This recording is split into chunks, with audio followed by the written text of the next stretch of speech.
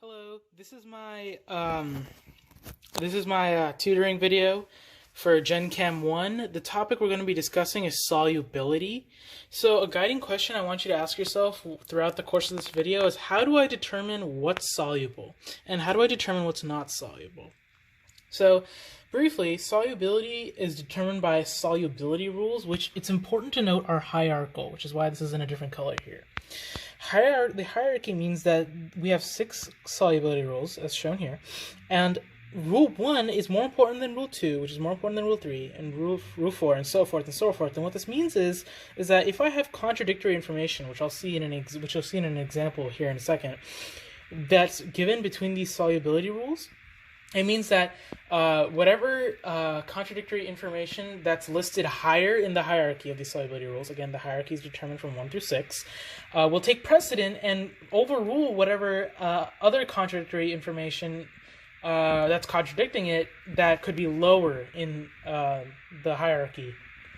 Let's do an example real quick, just to make sense of this. So let's say we have AgNO3. This is silver nitrate. So the first step whenever you're solving one of these problems is to break up the ionic compound into its constituent components, which in this case would be the silver cation and the nitrate anion. Now let's go over to our solubility rules once we've done this and see where this lines up. So briefly, we're going to go over the solubility rules real quick. Group 1 and ammonium, this is not ammonia, ammonium is NH4+, are always going to be very soluble. Number 2 states that nitrates, acetates, and perchlorates are soluble. Number 3 states that salts of silver, lead, and mercury are going to be insoluble. Chlorides, bromides, iodides are going to be soluble. Carbonates, phosphates, sulfides have an exception here. Oxides, hydroxides are going to be insoluble. The exception with sulfides is that sulfides of calcium, barium, and strontium are going to be soluble. Sulfates are soluble, but again, those same weird alkali earth metals, those are our group 2 metals, of calcium, barium, and strontium are not going to be soluble. These 3 metals oftentimes contradict our solubility rules, and it's important to make note of those exceptions here. So, looking back at our example here, AgNO3, silver nitrate, we have our Ag+. We'll attack that first. We go through the rules, go through the rules. Okay, I found silver. Silver is a salt of Ag+, and I get that from rule 3 that's going to be insoluble. So let me write that down real quick. Okay, it's going to be insoluble, at least this component is, and I get that from rule 3. Let me make note of that because this will actually give us contradictory information when we look at the nitrate. The nitrate anion comes from rule 2, and it says that nitrates, acetates, perchlorates are going to be soluble. So nitrates are going to be soluble here. So let's look at this. Okay.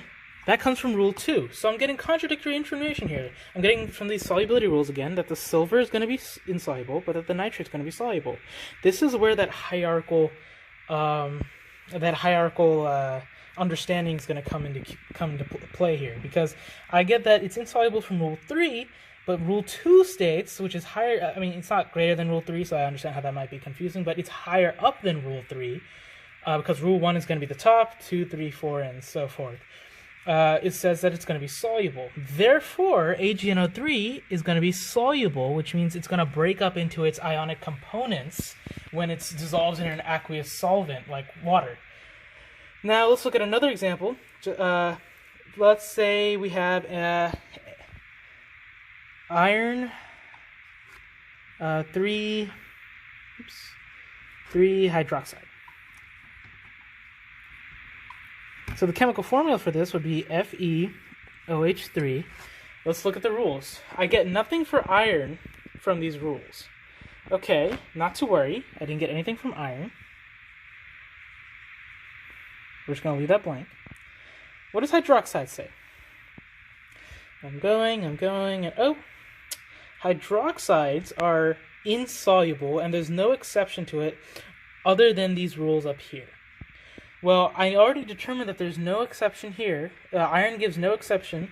There's no rule above this hydroxide rule. That means nothing in rules 1, 2, 3, and 4 that says that iron will overrule hydroxide being insoluble. Therefore, hydroxides, based on rule 5, are insoluble. And that means that this is going to remain a solid. It's not going to break up into its ionic components in an aqueous solvent. I hope that this video is informative. Oh, Here are some questions that you can try for yourself to determine whether or not you understand this concept. These are lead acetate. And to give you a hint, to start off, we see that salts of lead are going to be insoluble, and that's rule 3. But acetates are rule 2, and that's going to be soluble. And silver chloride. Again, we find silver here and chloride here. That's going to tell us that if you solve this on your own, you'd find that this is going to be soluble, and this is going to also, this is going to be insoluble, because the silver being insoluble is rule 3, and the chloride being soluble is rule 4. I hope you found this video informative. This is my Khan Academy styled video. Thank you.